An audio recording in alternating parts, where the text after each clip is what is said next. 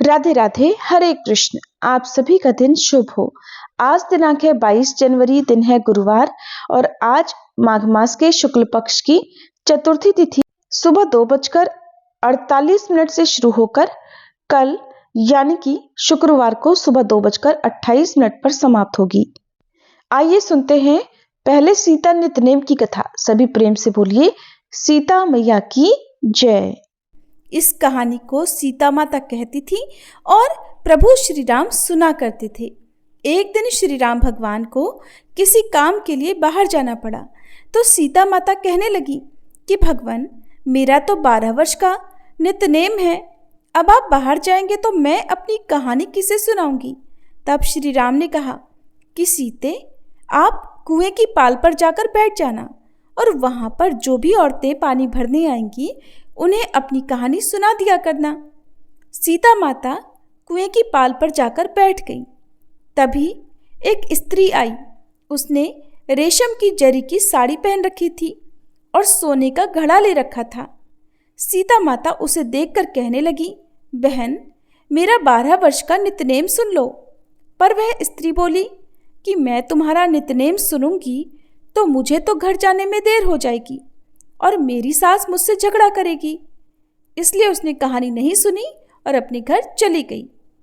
लेकिन उसके घर जाते ही उसकी रेशम जरी की साड़ी फट गई। सोने का घड़ा मिट्टी के घड़े में बदल गया।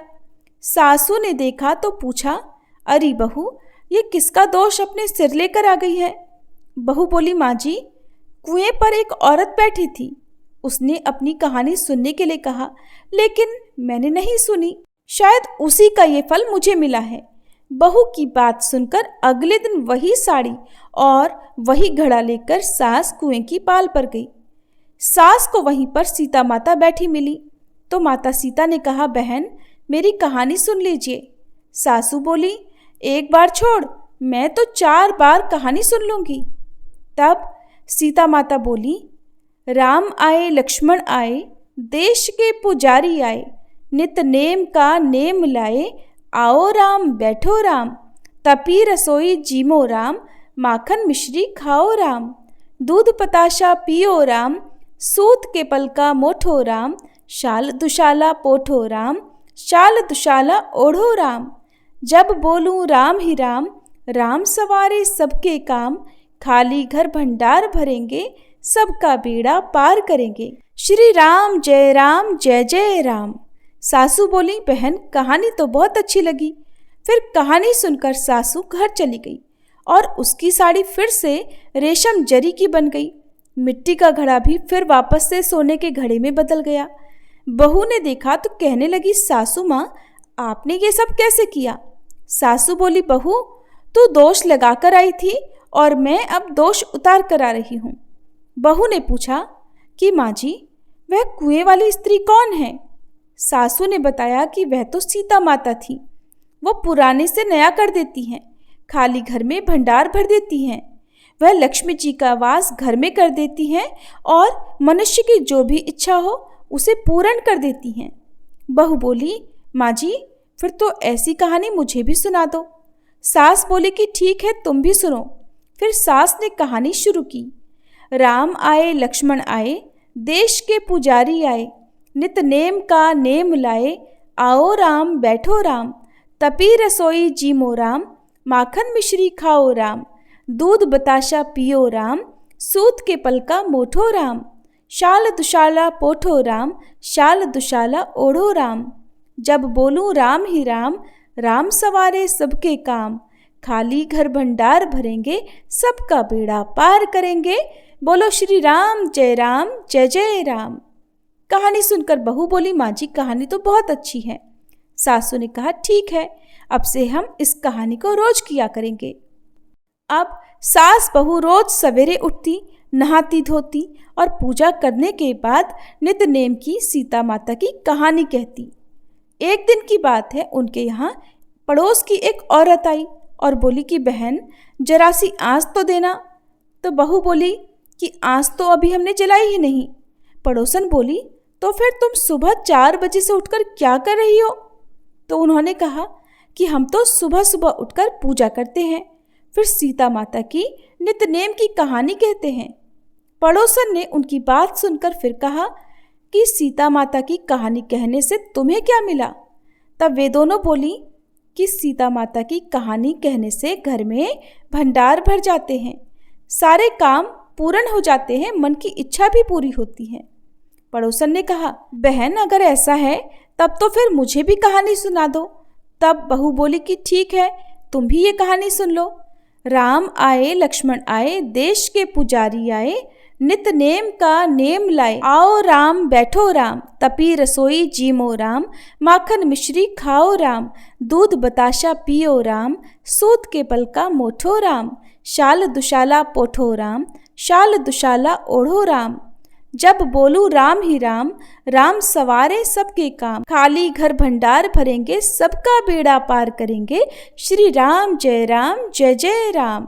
पड़ोसन ने इस कहानी को सुना तो कहने लगी, बहन कहानी तो बहुत अच्छी लगी। अब वह पड़ोसन भी नित्यनेम सीता माता की कहानी कहने लगी। कहानी कहने से सीता माता ने पड़ोसन के भी धन के भंडार भर दिए। देखते ही देखते अब तो पूरे मोहल्ले में नित्यनेम की कथा चल पड़ी और हर किसी की मनोकामना पूर्ण होने लगी। हे सीता माता, जैसे आपने उन सभी के भंडार भरे, वैसे ही हमारे भी भरना। कहानी कहने वाले, सुनने वाले और हुंकार भरने वाले सबके भरना। सभी प्रेम से बोलिए, सीता मैया की जय। माघ मास महात्म्य में 19वां अध्याय। वह पांचों कन्याएं इस प्रकार विलाप करती हुई बहुत देर तक प्रतीक्षा करने के बाद अपने घर लौट गईं। जब घर में आई तो उनकी माताओं ने कहा, तुमने इतनी देर क्यों कर दी? तब कन्याओं ने कहा कि हम किन्नरियों के साथ क्रीड़ा करती हुई सरोवर पर थी और कहने लगी कि आज हम थक गई हैं और जाकर लेट गईं। वशिष्ठ जी कहते हैं कि इस प्रकार आशय को छुपाकर, सच बात को छुपाकर वह विरह की मारी पड़ गई। उन्होंने घर में आकर किसी प्रकार की कोई क्रीड़ा नहीं की। वह रात्रि उनको एक युग के समान बीती। सूर्य नारायण के उदय होते ही अगले दिन वह अपने आप को जीवित मानती हुई माताओं की आज्ञा लेकर गौरी पूजन करने वह कन्याएं वहां पर जाने लगी। उसी समय वह ब्राह्मण भी स्नान करने के लिए सरोवर पर आया। उसके आने पर कन्याओं ने वाह वाह किया, जैसे कमलिनी प्रातःकाल सूर्योदय को देखकर कहती है। उसको देखकर उन कन्याओं के नेत्र खुल गए और वे उस ब्रह्मचारी के पास चली गई। आपस में एक दूसरे का हाथ पकड़कर चारों तरफ से उसको घेर लिया। फिर कहने लगी, मूर्ख, उस दिन तो तू भाग गया था, लेकिन आज नहीं भाग सकता। हम लोगों ने तुमको घेर लिया है।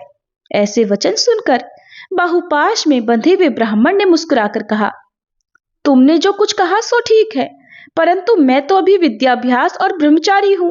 गुरुकुल में मेरा विद्याभ्यास पूरा नहीं हुआ है।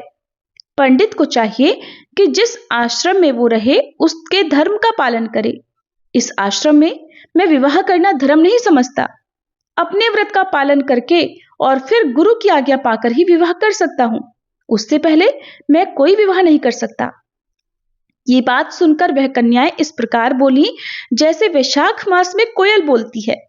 कहने लगी कि धर्म से अर्थ और अर्थ से काम और काम से धर्म के फल का प्रकाश होता है। ऐसे ही पंडित लोग और शास्त्र कहते हैं। हमारा काम सहित धर्म की अधिकता से हम आपके पास आई हैं, सो आप पृथ्वी के सब भोगों को भोगिए। उस ब्राह्मण ने कहा, तुम्हारा कहना सत्य है, किंतु मैं अपने व्रत को समाप्त करके ही विवाह कर सकता हूं, उससे पहले नहीं कर सकता। तब वे कन्याएं समझाते हुए कहने लगी, तुम मूर्ख हो। अनोखी औषधि, ब्रह्म बुद्धि, रसायन सिद्धि, अच्छे कुल की सुंदर नारियां और मंत्र जिस समय प्राप्त हो जाए तुरंत ही ग्रहण कर लेने चाहिए। कार्य को टालना अच्छा नहीं होता।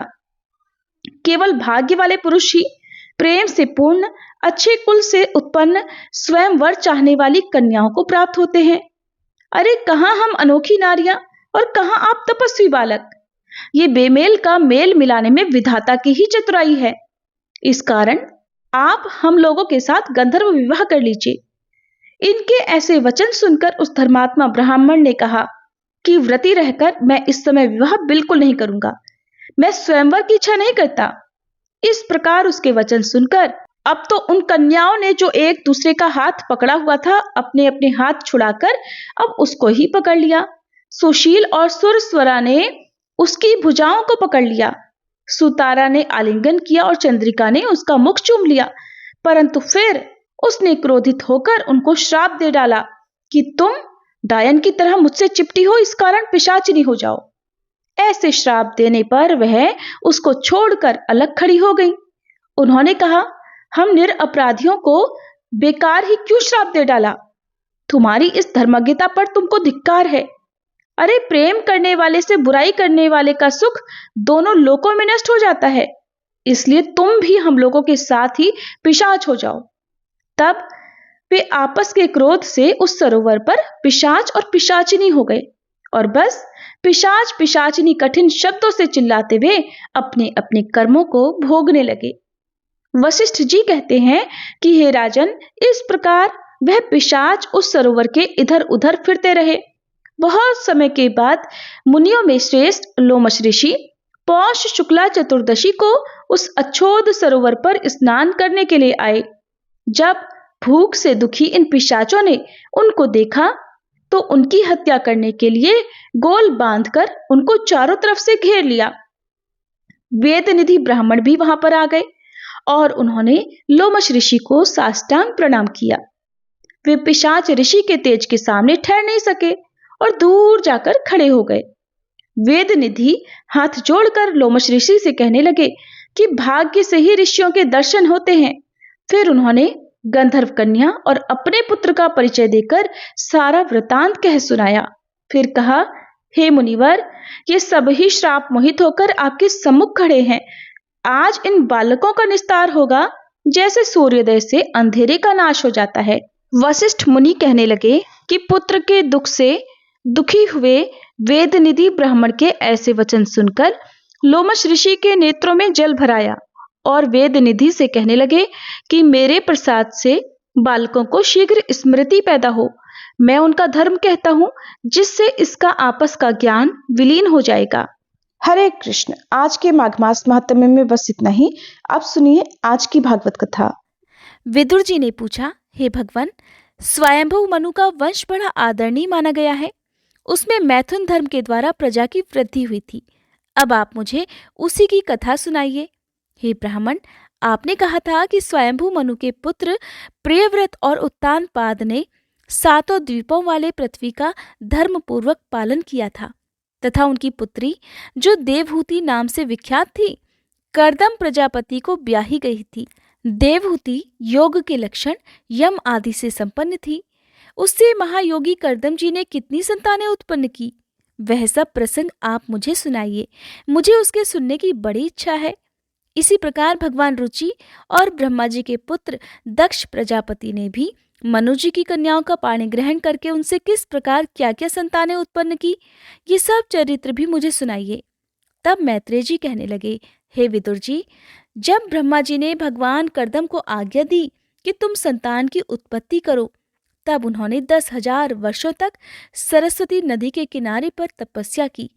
वे एकाग्र मन से प्रेम पूर्वक पूजनोपचार द्वारा शरणागत वरदायक श्री हरि की आराधना करने लगे।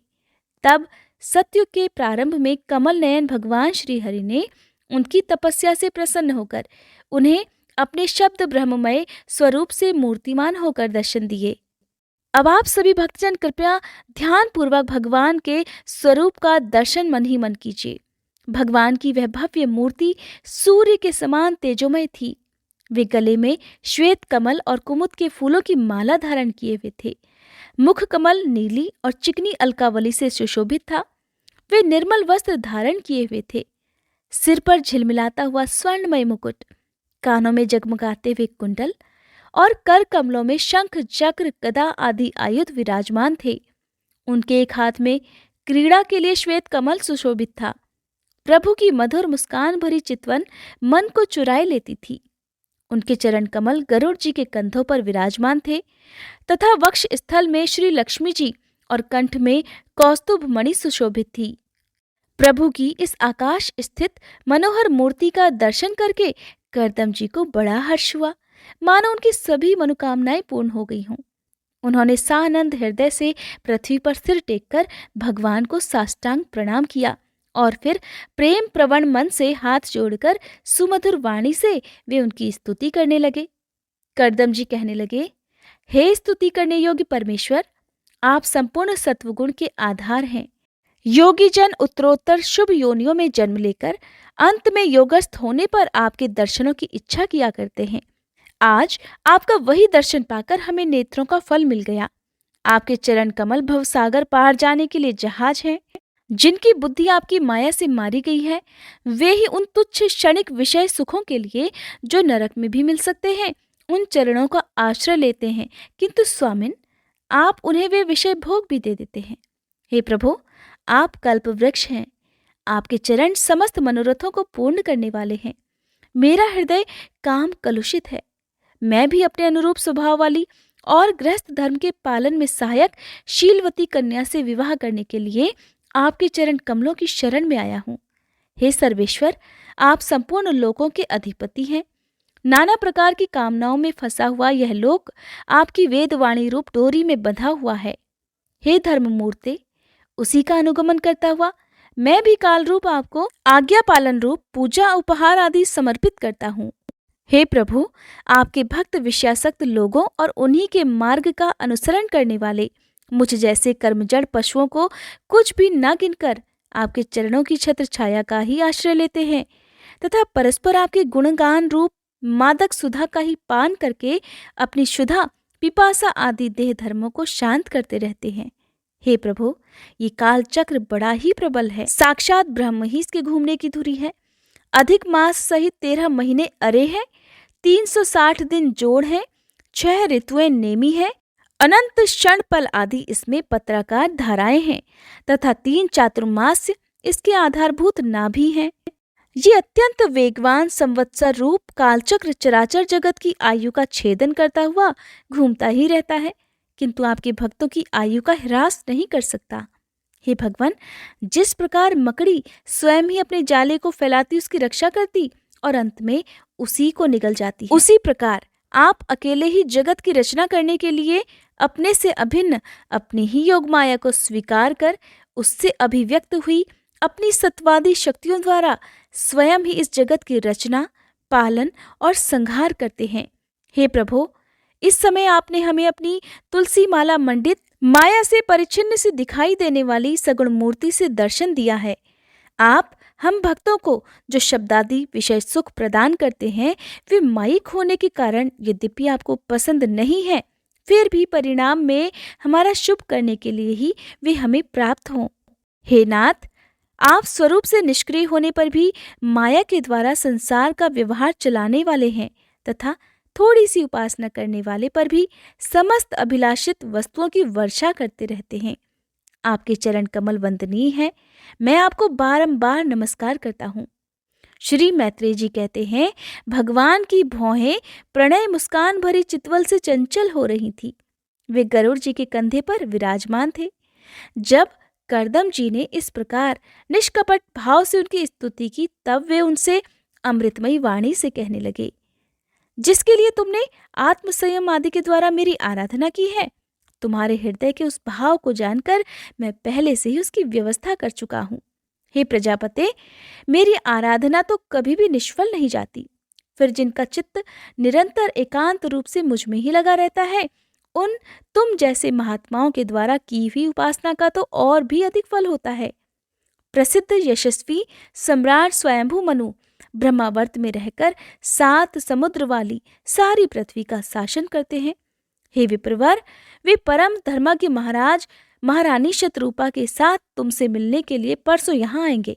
उनकी एक रूप यौवन, शील और गुणों से संपन्न श्याम लोचना कन्या इस समय विवाह के योग्य है। प्रजापते, तुम सर्वथा उसके योग्य हो, इसीलिए वे तुम्ही को वह कन्या अर्पण करेंगे।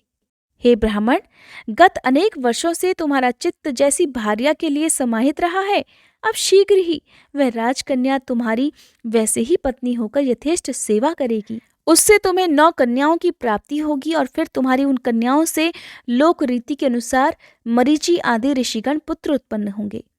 तुम भी मेरी आज्ञा का अच्छी तरह पालन करके शुद्ध चित्त हो, फिर अपने सब कर्मों का फल मुझे अर्पण कर मुझको ही प्राप्त हो जाओ। जीवों पर दया करते हुए तुम आत्मज्ञान प्राप्त करोगे और फिर सबको अभयदान देकर अपने सहित संपूर्ण जगत को मुझ में और मुझको अपने में स्थित देखोगे। महामुने, मैं भी अपने अंश कला रूप से तुम्हारे वीर द्वारा तुम्हारी पत्नी देवहूति के गर्भ में अवतीर्ण होकर सांख्य शास्त्र की रचना करूंगा। श्री मैत्रेय जी कहते हैं, हे विदुर जी, कर्दम ऋषि से इस प्रकार संभाषण करके इंद्रियों के अंतर्मुख होने पर प्रकट होने वाले श्री हरि सरस्वती नदी से घिरे हुए बिंदुसर तीर्थ से, जहां पर कर्दम ऋषि तपस्या कर रहे थे, अपने लोक को चले गए। भगवान के सिद्ध मार्ग की सभी सिद्धेश्वर प्रशंसा करते हैं। वे कर्दम जी के देखते देखते अपने लोक को सिधार गए।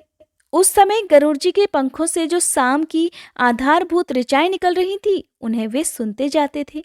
हे विदुर जी, श्री हरि के चले जाने पर भगवान कर्दम उनके बताए हुए समय की प्रतीक्षा करते हुए बिंदु सरोवर पर ही ठहरे रहे।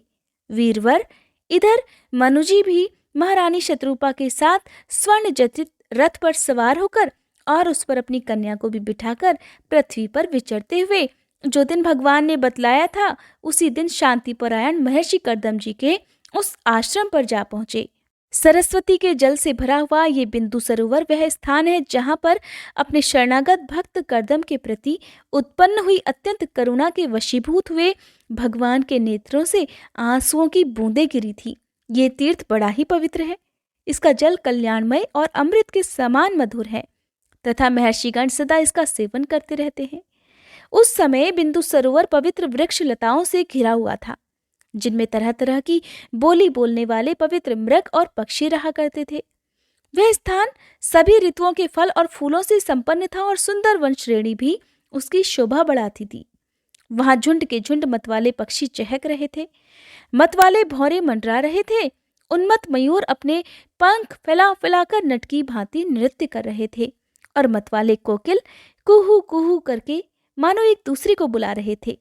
वह आश्रम कदम्ब, चंपक, अशोक, करंज, वकुल, असन, कुंद, मंदार, कुटज और नए नए आम के वृक्षों से अलंकृत था। आदिराज महाराज मनु ने उस उत्तम तीर्थ में कन्या के सहित पहुंचकर देखा कि मुनिवर कर्दम अग्निहोत्र से निवृत्त होकर बैठे हुए हैं। बहुत दिनों तक उग्र तपस्या करने के कारण वे शरीर से बड़े तेजस्वी दिख रहे थे तथा भगवान के स्नेहपूर्ण चितवन के दर्शन और उनके उच्चारण किए हुए कर्णामृत रूप सुमधुर वचनों को सुनने से उनके इतने दिनों तक तपस्या करने पर भी वे विशेष दुर्बल नहीं जान पड़ते थे। उनका शरीर लंबा था, नेत्र कमल दल के समान विशाल और मनोहर थे, सिर पर जटाएं सुशोभित थी और कमर में चीर वस्त्र थे। वे नजदीक से देखने पर बिना सान पर चढ़ी हुई महामूल्य मणि के समान मलिन जान पड़ते थे। महाराज स्वयंभू मनु को अपनी कुटी में आकर प्रणाम करते हुए जब उन्होंने देखा तो उन्हें आशीर्वाद से प्रसन्न किया और उन्हें अपना अतिथि मानकर उनका आदर सत्कार किया। जब मनु जी उनकी पूजा ग्रहण कर स्वस्थ मन से आसन पर विराजमान हो गए, तब मुनिवर कर्दम ने भगवान की आज्ञा का स्मरण कर उन्हें मधुर वाणी से प्रसन्न करते हुए इस प्रकार कहा, हे देव, आप भगवान विष्णु की पालन शक्ति रूप हैं, इसलिए आपका घूमना फिरना निस्संदेह सज्जनों की रक्षा और दुष्टों के संहार के लिए ही होता है। आप साक्षात विशुद्ध विष्णु रूप हैं तथा भिन्न भिन्न कार्यों के लिए सूर्य, चंद्रमा, अग्नि, इंद्र, वायु, यम, धर्म और वरुण आदि रूप धारण करते हैं। आपको नमस्कार है।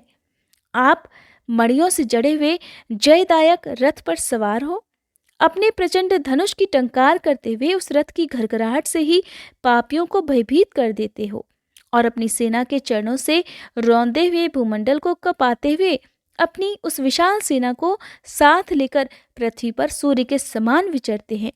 हे प्रभु, यदि आप ऐसा ना करें तो चोर, डाकू भगवान की बनाई हुई वर्णाश्रम धर्म की मर्यादा को तत्काल नष्ट कर दें और विषयालोलुप होकर निरंकुश मानवों द्वारा सर्वत्र अधर्म फैल जाए।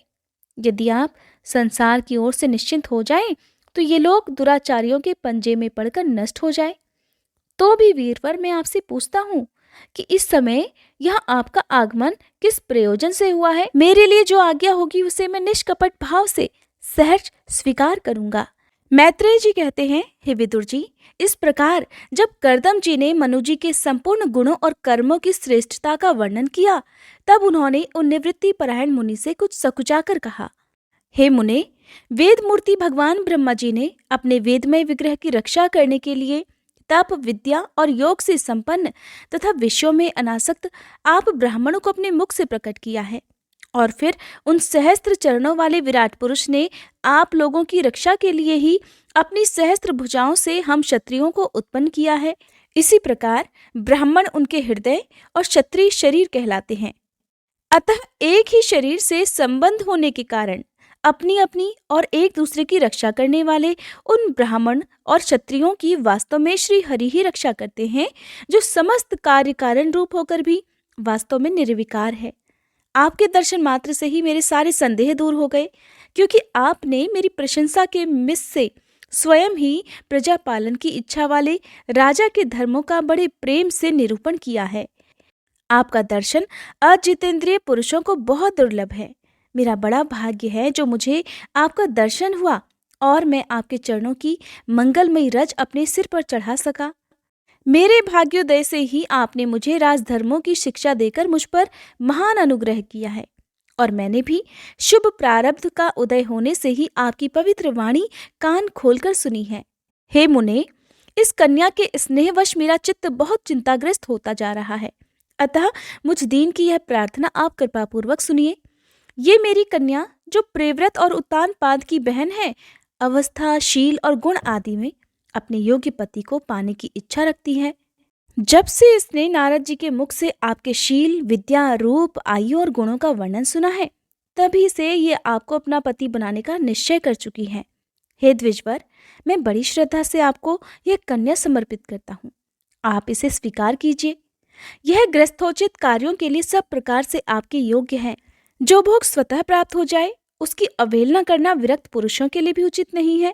फिर विषयासक्त की तो बात ही क्या है। जो पुरुष स्वयं प्राप्त किए हुए भोग का निरादर कर और फिर किसी कृपण के आगे हाथ फैलाता है, उसका बहुत फैला हुआ यश भी नष्ट हो जाता है और दूसरों के तिरस्कार से मान भंग भी होता है। हे विद्वान, मैंने सुना है आप विवाह करने के लिए उद्धत है। आपका ब्रह्मचर्य एक सीमा तक है। आप नैष्टिक ब्रह्मचारी तो है नहीं, इसलिए अब आप इस कन्या को स्वीकार कीजिए। मैं इसे आपको समर्पित करता हूँ। तब श्री कर्दम मुनि कहने लगे, ठीक है, मैं विवाह करना चाहता हूँ और आपकी कन्या का भी अभी किसी के साथ वाग्दान नहीं हुआ है, इसलिए हम दोनों का सर्वश्रेष्ठ ब्राह्म विधि से विवाह होना उचित ही होगा। हे राजन, वेदोक्त विवाह विधि में प्रसिद्ध जो गर्भणामिते इत्यादि मंत्रों में बताया हुआ काम अर्थात संतानोत्पादन रूप मनोरथ है, वह आपकी इस कन्या के साथ हमारा संबंध होने से सफल हो जाएगा। भला जो अपनी अंग कांति से आभूषणों आदि की शोभा को भी तिरस्कृत कर रही हो, आपकी उस कन्या का कौन आदर नहीं करना चाहेगा। एक बार ये अपने महल की छत पर गेंद खेल रही थी। गेंद के पीछे इधर उधर दौड़ने के कारण इसके नेत्र चंचल हो रहे थे और पैरों की पायजेब मधुर झनकार कर रही थी। उस समय से देखकर विश्वावसु गंधर्व मोहवश अचेत होकर अपने विमान से गिर पड़ा था। वही इस समय यहाँ आकर स्वयं प्रार्थना कर रही है। ऐसी अवस्था में कौन समझदार पुरुष इसे स्वीकार नहीं करना चाहेगा। ये तो साक्षात आप महाराज श्री स्वयंभू मनु की दुलारी कन्या और उत्तानपाद की प्यारी बहन है, और यह रमणियों में रत्न के समान है। जिन लोगों ने कभी श्री लक्ष्मी जी के चरणों की उपासना नहीं की है, उन्हें तो इसका दर्शन भी नहीं हो सकता। अतः मैं आपकी इस साध्वी कन्या को अवश्य स्वीकार करूंगा, किंतु एक शर्त के साथ। जब तक इसके संतान नहीं हो जाएगी तब तक मैं गृहस्थ धर्मानुसार इसके साथ रहूंगा। उसके बाद भगवान के बताए हुए संन्यास प्रधान हिंसा रहित शम दमादि धर्मों को ही अधिक महत्व दूंगा, जिनसे इस विचित्र जगत की उत्पत्ति हुई है, जिनमें यह लीन हो जाता है और जिनके आश्रय से यह स्थित है। मुझे तो वे प्रजापतियों के भी पति भगवान श्री अनंत ही सबसे अधिक मान्य है। श्री मैत्रेय जी कहते हैं, प्रचंड धनुर्धर विदुर, कर्दम जी केवल इतना ही कह सके। इतना कहने के पश्चात वे अपने हृदय में भगवान कमलनाभ का ध्यान करते हुए मौन हो गए। उस समय उनके मंद हास्य युक्त मुख कमल को देखकर देवहूति का चित्त लुभा गया। मनु जी ने देखा कि इस संबंध में महारानी शत्रुपा और राजकुमारी की स्पष्ट अनुमति है, तब उन्होंने अनेक गुणों से संपन्न कर्दम जी को उन्हीं के समान गुणवती कन्या का प्रसन्नतापूर्वक दान कर दिया। महारानी शत्रुपा ने भी बेटी और दामाद को बड़े प्रेम पूर्वक बहुत से बहुमूल्य वस्त्र, आभूषण और गृहस्थोचित पात्र आदि उपहार में दिए। इस प्रकार सुयोग्य वर को अपनी कन्या देकर महाराज मनु निश्चिंत हो गए। विदाई के समय उसका वियोग न सह पाने के कारण उन्होंने उत्कंठावश विह्वल चित्त होकर उसे अपने सीने से लगा लिया और बेटी बेटी कहकर रोने लगे। उनकी आंखों से आंसुओं की झड़ी लग गई और उनसे उन्होंने देवहूति के सर के सारे बाल भिगो दिए। फिर वे मुनिवर कर्दम से पूछकर उनकी आज्ञा लेकर रानी के सहित रथ पर सवार हुए और अपने सेवकों सहित ऋषिकुल सेवित सरस्वती नदी के दोनों तीरों पर मुनियों के आश्रमों की शोभा देखते हुए अपनी राजधानी में चले आए।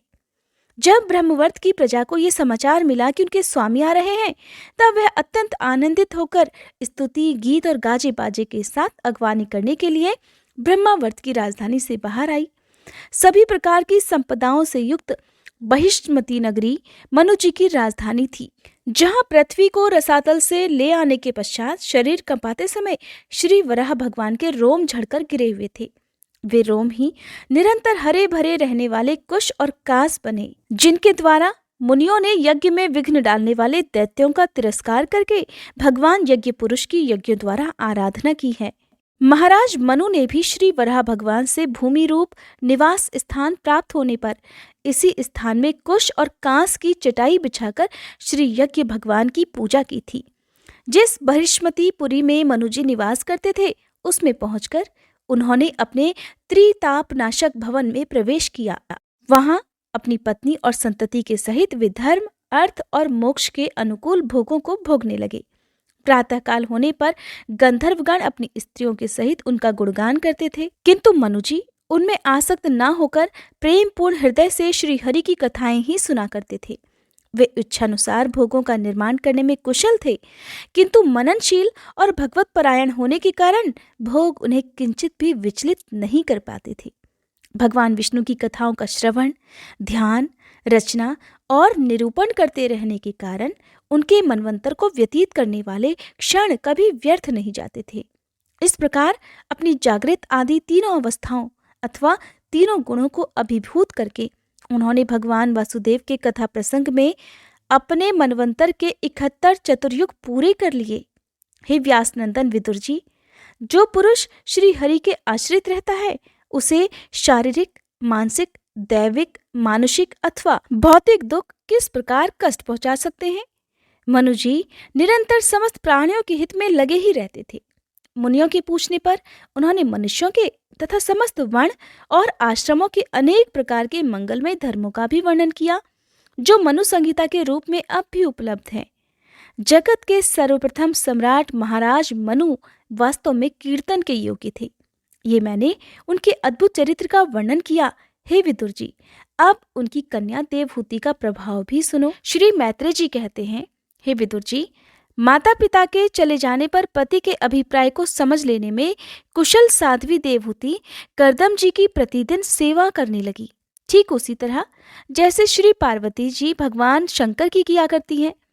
उसने काम, वासना, दंभ, द्वेष, लोभ, पाप और मद का त्याग कर बड़ी सावधानी और लगन के साथ सेवा में तत्पर रहकर विश्वास, पवित्रता, गौरव, संयम, शुश्रूषा, प्रेम और मधुर भाषण आदि गुणों से अपने परम तेजस्वी पति को संतुष्ट कर लिया। देवहूति समझती थी कि मेरे पतिदेव देव से भी बढ़कर हैं, इसलिए वह उनसे बड़ी बड़ी अपेक्षाएं रखकर उनकी सेवा में लगी रहती थी। इस प्रकार बहुत दिनों तक अपना अनुवर्तन करने वाली उस मनुपुत्री को व्रत आदि का पालन करने से दुर्बल हुई देख देवर्षि श्रेष्ठ कर्दम को दयावश कुछ खेद हुआ और उन्होंने उससे प्रेम गदगद वाणी में कहा, मनुनंदिनी, तुमने मेरा बड़ा आदर किया है। मैं तुम्हारी उत्तम सेवा और परम भक्ति से बहुत संतुष्ट हूँ। सभी देहधारियों को अपना शरीर बहुत प्रिय और आदर की वस्तु लगता है, किंतु तुमने मेरी सेवा के आगे उसके क्षीण होने की भी कोई परवाह नहीं की। अतः अपने धर्म का पालन करते रहने से मुझे तप, समाधि, उपासना और योग के द्वारा जो भय और शोक से रहित भगवत प्रसाद स्वरूप विभूतियां प्राप्त हुई हैं, उन पर मेरी सेवा के प्रभाव से अब तुम्हारा भी अधिकार हो गया है। मैं तुम्हें दिव्य दृष्टि प्रदान करता हूँ, उसके द्वारा तुम उन्हें देखो। अन्य जितने भी भोग हैं वे तो भगवान श्री हरि के भ्रकुटी विलास मात्र से ही नष्ट हो जाते हैं, अतः वे इनके आगे कुछ भी नहीं है। तुम मेरी सेवा से भी कृतार्थ हो गई हो। अपने पतिव्रत धर्म का पालन करने से तुम्हें ये दिव्य भोग प्राप्त हो गए हैं, अब तुम उन्हें भोग सकती हो। हम राजा हैं, हमें सब कुछ सुलभ है। इस प्रकार जो अभिमान आदि विकार हैं, उनके रहते हुए मनुष्यों को इन दिव्य भोगों की प्राप्ति होना अत्यंत कठिन है। करदम जी के इस प्रकार कहने से अपने पतिदेव को संपूर्ण योग माया और विद्याओं में कुशल जानकर उस अबला की सारी चिंता, सारे दुख जाते रहे। उसका मुख किंचित संकोच भरी चितवन और मधुर मुस्कान से खिल उठा और वह विनय और प्रेम से गदगद वाणी में इस प्रकार कहने लगी, हे द्विश्रेष्ठ ब्राह्मण, मैं ये जानती हूँ कि कभी निष्फल न होने वाली योग शक्ति और त्रिगुणात्मिका माया पर अधिकार रखने वाले आपको ये सब ऐश्वर्य प्राप्त हैं। किंतु प्रभु, आपने विवाह के समय जो प्रतिज्ञा की थी कि गर्भाधान होने तक मैं तुम्हारे साथ गृहस्थ सुख का उपभोग करूंगा, उसकी अब पूर्ति होनी चाहिए, क्योंकि श्रेष्ठ पति के द्वारा संतान प्राप्त होना पतिव्रता स्त्री के लिए महान लाभ है। श्री मैत्रेय जी कहते हैं कि हे विदुर जी, करदम मुनि ने अपनी प्रिय की इच्छा पूर्ण करने के लिए उसी समय योग में स्थित होकर एक विमान रचा, जो इच्छानुसार सर्वत्र जा सकता था। यह विमान सभी प्रकार के इच्छित भोग सुख प्रदान करने वाला, अत्यंत सुंदर, सभी प्रकार के रत्नों से युक्त, सब संपत्तियों की उत्तरोत्तर वृद्धि से संपन्न और मणिमय खंभों से सुशोभित था। वह सभी ऋतुओं में सुखदायक था और उसमें जहां तहां सब प्रकार की दिव्य सामग्रियां रखी हुई थी तथा उसे चित्र विचित्र रेशमी झंडियों और पताकाओं से खूब सजाया गया था, जिन पर भ्रमरगण मधुर गुंजार कर रहे थे। ऐसे रंग बिरंगे पुष्पों की मालाओं तथा अनेक प्रकार के सूती और रेशमी वस्त्रों से वह अत्यंत शोभायमान हो रहा था। एक के ऊपर एक बनाए हुए कमरों में अलग अलग रखी हुई शैया, पलंग, पंखे और आसनों के कारण वह बड़ा सुंदर जान पड़ता था। जहां तहां दीवारों में की हुई शिल्प रचना से उसकी अपूर्व शोभा हो रही थी। उसमें पन्ने का फर्श था, बैठने के लिए मूंगे की वेदियां बनाई गई थी, मूंगे की ही देहलियां थी, उसके द्वारों में हीरे के किवाड़ थे तथा इंद्रनील मणि के शिखरों पर सोने के कलश रखे हुए थे। उसकी हीरे की दीवारों में बढ़िया लाल जड़े हुए थे, जो ऐसे जान पड़ते थे मानो वे विमान की आंखें हों, तथा उसे रंग बिरंगे चंदोवे और बहुमूल्य सुनहरी बंधनवारों से सजाया गया था। उस विमान में जहां तहां कृत्रिम हंस और कबूतर आदि पक्षी बनाए गए थे, जो बिल्कुल सजीव से मालूम पड़ते थे। उन्हें अपना सजातीय समझकर बहुत से हंस और कबूतर उनके पास बैठ बैठकर अपनी बोली बोलते थे। उसमें सुविधानुसार क्रीड़ा स्थली, शयन गृह, बैठक आंगन और चौक आदि बनाए गए थे, जिसके कारण वह विमान स्वयं करदम जी को भी विस्मित सा कर रहा था। ऐसे सुंदर घर को भी जब देवहूति ने बहुत प्रसन्न मन से नहीं देखा, तब सबके आंतरिक भाव को परख लेने वाले करदम जी ने स्वयं ही कहा, हे भीरू, तुम इस बिंदु सरोवर में स्नान करके विमान पर चढ़ाओ।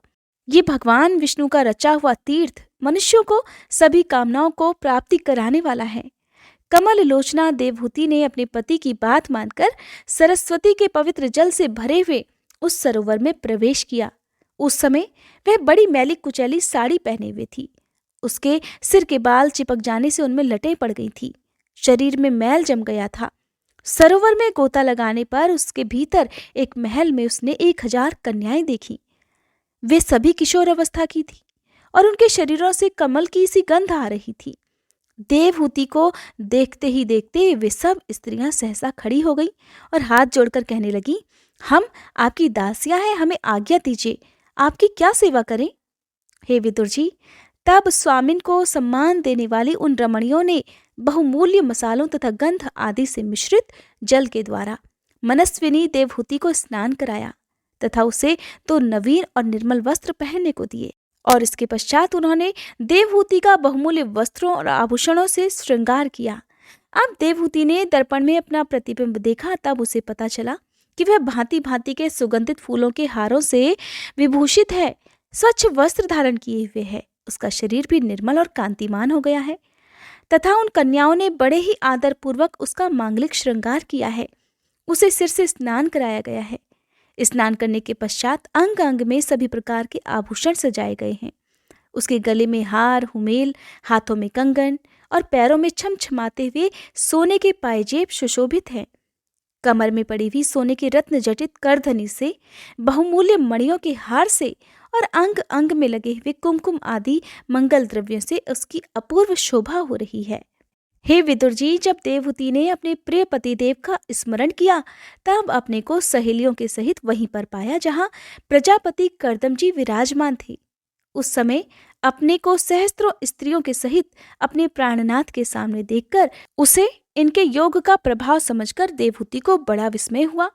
शत्रु विजयी विदुर जी, जब कर्दम जी ने देखा कि देवहूति का शरीर स्नान करने से अत्यंत निर्मल हो गया है और विवाह काल से पूर्व उसका रूप जैसा था उसी रूप को पाकर वह अपूर्व शोभा से संपन्न हो गई है, उसका सुंदर वक्ष स्थल चोली से ढका हुआ है, हजारों विद्याधारियां उसकी सेवा में लगी हुई हैं तथा उसके शरीर पर बढ़िया बढ़िया वस्त्र शोभा पा रहे हैं, तब उन्होंने बड़े प्रेम से उसे विमान पर चढ़ा लिया। उस समय अपनी प्रिया के प्रति अनुरक्त होने पर भी कर्दम जी की महिमा कम नहीं हुई। विद्याधरियां उनके शरीर की सेवा कर रही थी। खिले हुए कुमुद के फूलों से श्रृंगार करके अत्यंत सुंदर बने हुए विमान पर वे इस प्रकार शोभा पा रहे थे मानो आकाश में तारागण से घिरे हुए चंद्रदेव विराजमान हो। उस विमान पर निवास कर उन्होंने दीर्घ काल तक कुबेर जी के समान मेरु पर्वत की घाटियों में विहार किया। ये घाटियां 8 लोकपालों की विहार भूमि है। इसमें कामदेव को बढ़ाने वाली शीतल मंद सुगंध वायु चलकर इनकी कमनीय शोभा का विस्तार करती है तथा श्री गंगा जी के स्वर्गलोक से गिरने की मंगलमय ध्वनि निरंतर गूंजा करती है। उस समय भी दिव्य विद्याधरियों का समुदाय उनकी सेवा में ही उपस्थित था और सिद्धगण वंदना किया करते थे। इस प्रकार प्राण प्रिया देवहूति के साथ उन्होंने वैश्रंभक, सुरसन, नंदन, पुष्पभद्र और चैत्ररथ आदि अनेक देवोद्यानों तथा मानस सरोवर में अनुराग पूर्वक विहार किया। उस कांतिमान और इच्छा के अनुसार चलने वाले श्रेष्ठ विमान पर बैठकर वायु के समान सभी लोकों में विचरते हुए कर्दम जी विमान विहारी देवताओं से भी आगे बढ़ गए। हे विदुर जी, जिन्होंने भगवान के भव भयहारी पवित्र पाद पद्मों का आश्रय लिया है, उन धीर पुरुषों के लिए कौन सी वस्तु या शक्ति दुर्लभ है।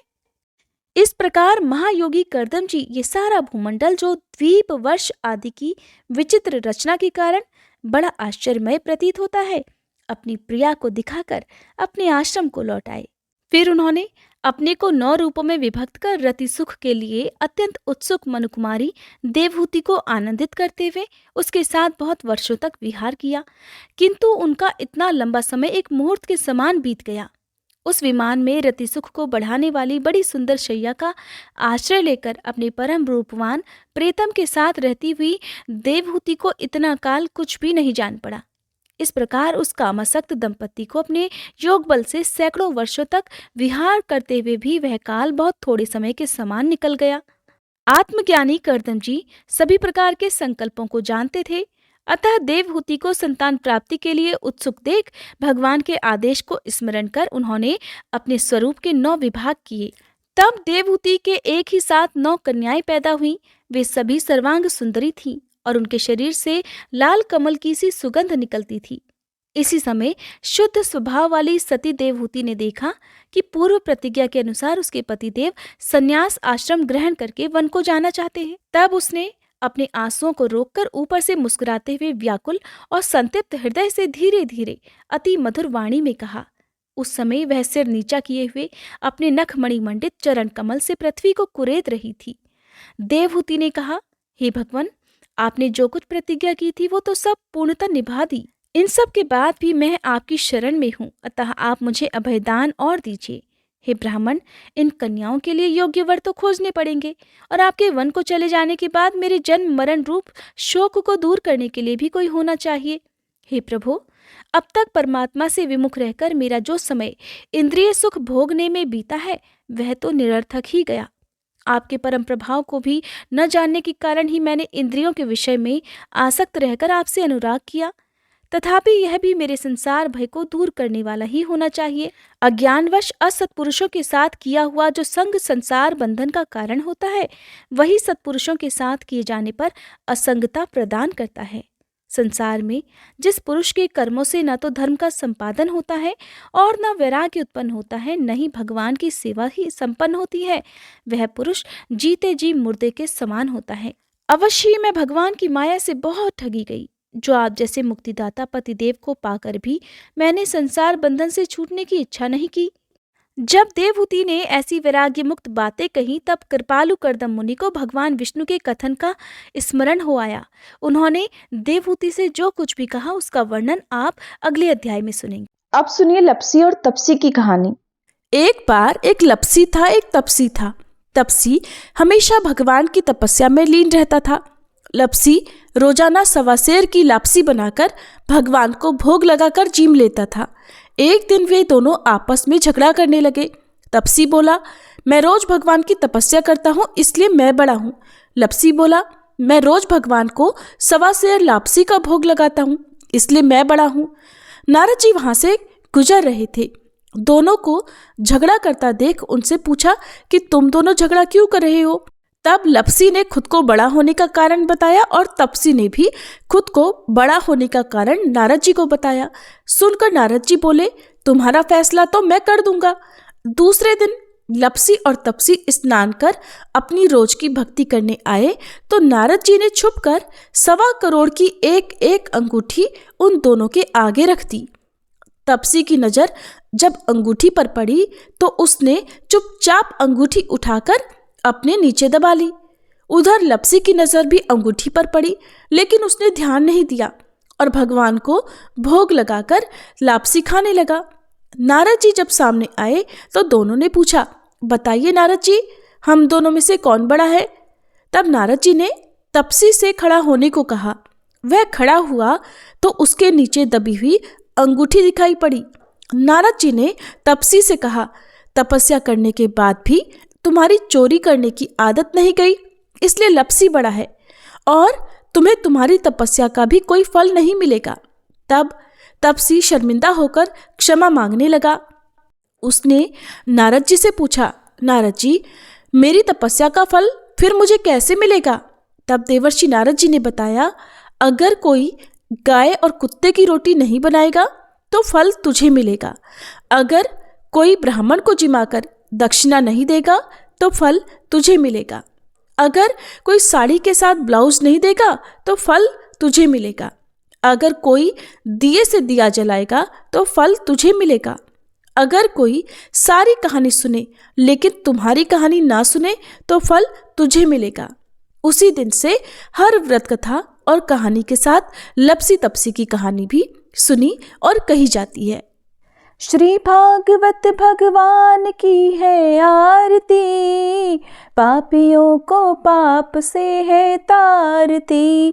श्री भागवत भगवान की है आरती, पापियों को पाप से है तारती। ये अमर ग्रंथ, ये मुक्ति पंथ, ये पंचम वेद निराला, नव ज्योति जलाने वाला। हरि नाम यही, हरि धाम यही, हरि नाम यही, हरि धाम यही, यही जग मंगल की आरती, पापियों को पाप से है तारती। श्री भागवत भगवान की है आरती, पापियों को पाप से है तारती। ये शांति गीत पावन पुनीत, पापों को मिटाने वाला, हरि दर्श दिखाने वाला। ये सुख करनी, ये दुख हरनी, ये सुख करनी, ये दुख हरनी। श्री मधुसूदन की आरती, पापियों को पाप से है तारती। श्री भागवत भगवान की है आरती, पापियों को पाप से है तारती। ये मधुर बोल जग फंद खोल, सन्मार्ग दिखाने वाला, बिगड़ी को बनाने वाला। श्री राम यही, घनश्याम यही, श्री राम यही घनश्याम यही, यही प्रभु की महिमा की आरती, पापियों को पाप से है तारती। श्री भागवत भगवान की है आरती, पापियों को पाप से है तारती। श्री भागवत भगवान की है आरती, पापियों को पाप से है तारती।